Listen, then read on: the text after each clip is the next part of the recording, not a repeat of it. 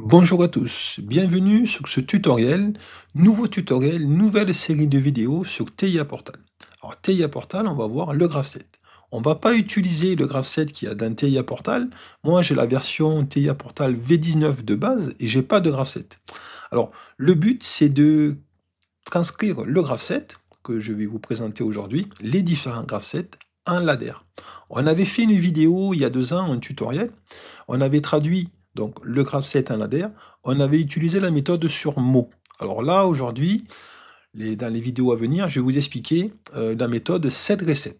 Voilà, on verra ça en temps voulu. Donc, une fois n'est pas coutume, c'est la première fois que je le fais, eh bien, je vous invite à vous abonner sur ma chaîne YouTube. Vous avez le lien là-haut. Donc, et aussi, une fois que vous êtes connecté à ma chaîne, je vous invite à cliquer sur playlist. Voilà, il y a des personnes qui me disent, il y a beaucoup de vidéos, Yannick, je ne sais pas trop par quelle il faut commencer. Donc, tout simplement, vous allez sur playlist. Et une fois que vous êtes sur la playlist, eh bien, vous lancez la playlist et vous avez une vidéo 1, 2, 3, 4, 5, etc. Il faut suivre les vidéos dans l'ordre pour comprendre. Et normalement, ça se passe bien. Il n'y a rien de bien très compliqué de tout ce que j'explique, hein.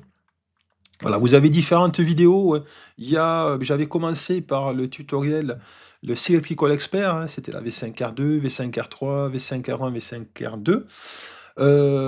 Et après, ben, vous avez ben, pas mal de vidéos sur les API, enfin l'automatisme chez Siemens, TIA Portal bien évidemment, et après sur Schneider, donc Machine Expert basique et Contrôle Expert, vous avez différentes choses, du PID, de la commande moteur brushless ou pas à pas en PTO.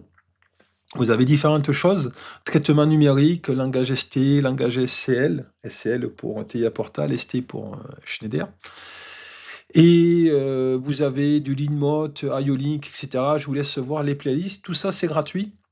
Voilà, tout ce qui est automatisme, robotique, oui, robotique, Fanuc, bien évidemment. Il y a des tutoriels sur l'IR Vision hein, de Fanuc et aussi langage TPE, des choses de base sur le langage TPE.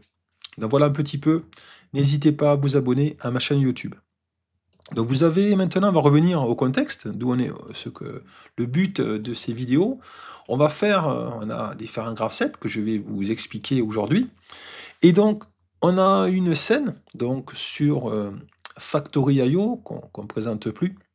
Donc Factory.io, voilà, on a ici des cartons.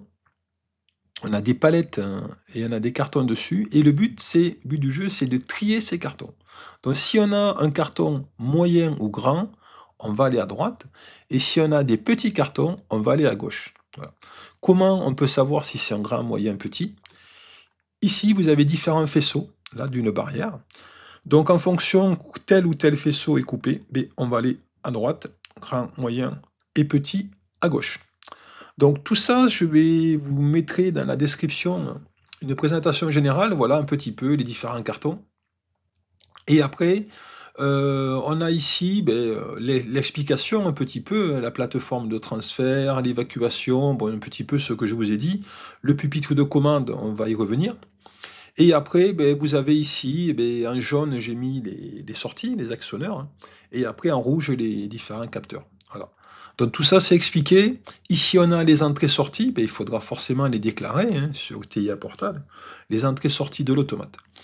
Et après, vous avez différents graph sets. Les graph sets, je vais vous les expliquer maintenant. Donc ça a été dessiné sur le logiciel EditSab, hein. Vous regardez la playlist, vous verrez, il y a 5-6 vidéos là-dessus, on explique comment faire. C'est un logiciel qui est gratuit, que je vous invite à télécharger pour faire de beaux graph sets et normaliser. Alors, donc on va commencer par le graph set de conduite. Le graph set de conduite, il est ici. Donc on a là-haut, alors CI, ça veut dire quoi? C'est condition initiale. Donc qu'est-ce que c'est des conditions initiales? Ça veut dire aucun capteur, on va dire barre, barre, barre, barre, aucun capteur actionné. Ça veut dire ici, là, j'ai pas de palette devant un capteur, un détecteur, j'ai rien du tout. Donc là, j'aurai les conditions initiales. Donc ici, si j'ai, alors je suis à l'étape 10, d'abord étape initiale, si j'ai les conditions initiales et que je suis en mode auto et que j'appuie sur DCY, c'est un front montant de DCY. Mode auto, c'est quoi? Mode auto, c'est ici un commutateur là. Voilà, mode auto, c'est que je me mettrai ici, en mode auto. voilà, je suis en mode auto, j'appuie sur DCY et je suis en condition initiale, alors qu'est-ce que je vais faire? Je vais lancer mon étape 11, GPN, ça veut dire je vais lancer mon graph set de production normale, qui est juste à côté. Donc ça veut dire que ici, il est en attente étape 0. Là, je suis à l'étape 10, j'ai les conditions initiales, je suis en mode auto, j'appuie sur le bouton poussoir DCY. Alors, je vais à l'étape 10. Si je suis à l'étape 10, là, X10, étape 10, je passe à l'étape 1 et je vais faire mon cycle du graph set de production normale.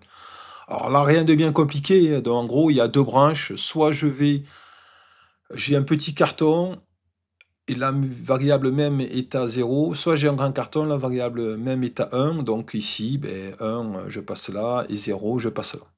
Voilà, donc ça c'est une variable, on y reviendra après là-dessus. Je finis d'abord mon graph set de conduite. Donc ici, tant que j'ai pas appuyé sur arrêt, je vais continuer, hein. Je finis mon cycle, je remonte là-haut, je suis à l'étape 0. Comme l'étape 11 est activée, je continue, je peux aller ici, je peux aller à la branche de droite, etc., hein. Ça continue indéfiniment. Par contre, si je suis, mettons, à l'étape 2, j'appuie sur arrêt, le cycle va continuer là, ici. Ça continue. Là, j'appuie sur arrêt, je suis à l'étape 12. Donc ça continue, mettons par droite, étape 5, étape 6. On revient là-haut, on va là-haut, étape 0. Étape 0, lui, X0, il passe là, il revient là-haut, je suis à l'étape 10. Si je suis à l'étape 10, je ne peux pas passer ici, je ne peux pas passer à X11. Donc lui, il va rester là-haut. Voilà. Et lui, on est arrêté, c'est mettons en fin de journée, hein. J'ai trié mes cartons, je ne vais pas m'arrêter, je ne veux pas que mes palettes soient arrêtées en plein milieu, je finis mon cycle, c'est pour ça que j'ai écrit fin de cycle en cours, et après j'arrête. Donc le lendemain, il faut là que je sois en mode auto et que j'appuie sur DCY pour relancer le cycle. Voilà un petit peu pour cette branche graph set de production normale. Donc ensuite, j'ai ici Manu et DCY. Donc ça veut dire quoi? La branche 2, c'est le mode manuel. Donc je reviens ici, je vais me mettre en mode Manu, là, Manu, et j'appuie sur ce bouton DCY. Qu'est-ce qui va se passer? Je vais lancer mon mode manuel, donc je vous disais. Donc ça veut dire, si je suis à l'étape 13, là, ici, étape 13, et que j'appuie sur un bouton ou un bouton de l'IHM, un bouton physique ou un bouton d'IHM, donc là je l'appelais conv A IHM, alors je vais mettre en route mon convoyeur A, mais uniquement à l'étape 13. C'est une action conditionnée, ça veut dire étape 13, si à l'étape 13 j'appuie sur ce bouton, je mets en route le convoyeur A. Donc ici, convoyeur B IHM, pareil, je suis à l'étape 13, donc je suis en mode manuel, et que j'appuie sur le bouton conv-b-ihm, donc c'est une variable booléenne, je mettrai en route mon convoyeur B, etc. Vous voyez? Donc j'ai différents boutons. Donc là, l'idée, on en a 1, 2, 3, 4, 5, 6, 7. L'idée, bien sûr, c'est mettre ça sur un IHM. Ou sinon, vraiment, si on n'a pas d'IHM, je le mets ici, je vais rajouter ici 7 boutons ici, quoi. Ça fait un petit peu beaucoup. Donc vaut mieux mettre un IHM. D'ailleurs, tous ces boutons-là, on aurait pu les mettre sur un IHM. On aurait pu laisser l'arrêt d'urgence et le bouton de réarmement qui va réarmer mon module de sécurité, par exemple. Donc, voilà pour ça. Ensuite, dernière branche, c'est le graph set de mise en référence. Donc, si j'ai pas les conditions initiales, ça veut dire que il y a une palette qui est devant une cellule. Donc, je vais lancer mon GRF. GRF, il est juste en dessous. Donc, X14, là, lui, il attend à l'étape 20. Si j'ai X14, par exemple ici, et j'ai EDR0, je vais lancer convoyeur droite. Alors, qu'est-ce que c'est ça? Donc, on va revenir à notre scène, ici. Si j'ai EDR0, ça veut dire que j'ai une palette qui est pile poil devant ce capteur-là. Donc, qu'est-ce que je vais faire? Je vais lancer mon convoyeur droit. Ça paraît logique. Donc, après, vous avez les différentes branches là. Voilà, c'est pour savoir. Normalement, j'ai tenu compte de toutes les solutions. Si le capteur est, par exemple, devant la cellule, là, voilà, ça va aller à droite ou à gauche en fonction si c'est un petit ou un grand carton. Petit ou moyen grand, voilà. On va pas voir chaque branche, c'est pas la peine. Donc ici, j'ai une étape fin de mise en ref, il n'y a pas d'action proprement dite, ça permet, X27, ça permet de synchroniser. Donc quand j'ai fini, ici, je suis à l'étape 27, j'ai fini ma mise en ref, je remonte là-haut, étape 0, étape 10, pardon.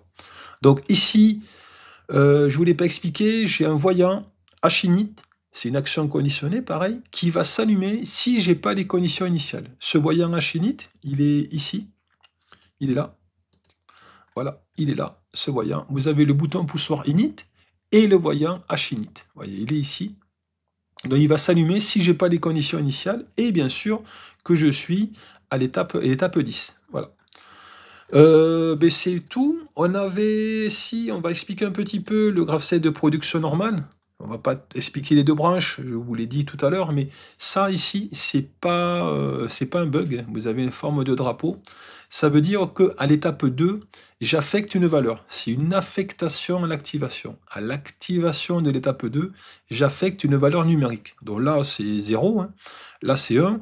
Donc 0, concrètement, si j'ai E1SP et pas E1SM, donc sur ma scène Factory.io, ça veut dire que si j'ai E1SP et pas E1SM, donc c'est forcément un petit carton, ici, donc qu'est-ce que je vais faire? Je vais mettre 0 à la variable même. Voilà, je vais faire un 0 variable même, donc à l'activation de l'étape, je vais affecter quelque chose, une valeur numérique. Voilà, il y a le drapeau, c'est pas un bug, hein.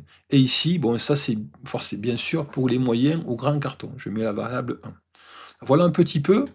Donc tout ça, je vous disais, ce sera donné sur ce fichier-là, je vais le mettre format PDF. Donc voilà pour cette présentation de ce nouveau tutoriel.